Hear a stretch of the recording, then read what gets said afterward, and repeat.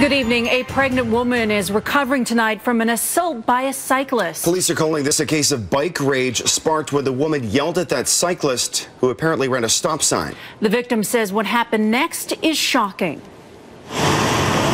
What began as a trip to a neighborhood school to cast her advance ballot suddenly turned into a bizarre confrontation with a cyclist. He blew a stop sign. He came from out of nowhere. So I yelled to him and say, "Buddy, stop sign." Mandy Pappas is 5 months pregnant, and what happens next, she says, is shocking, with the cyclist charging toward her in a case of bike rage. Well, he basically comes right at me, and I'm screaming, like, "What are you doing?" And I had time to grab the handlebars, and the bike just came right through me basically, and I had to push back. I just fell back down, and the bike partly fell on top of me. He was on a mission to get me, and then he was yelling that I was in his way. Witnesses coming to her aid, and one of them even able to snap this photograph of the alleged attacker. When I fell back down and I was screaming, and I'm 5 months pregnant, I kind of, saw this look of fear in his eye, and then he just wanted to get out of there.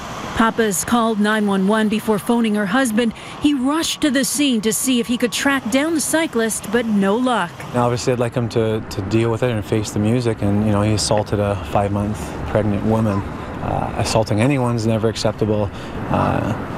Someone who's pregnant, I think it's the lowest of low.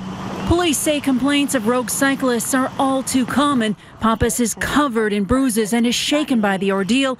A visit to the hospital confirms her baby will be okay.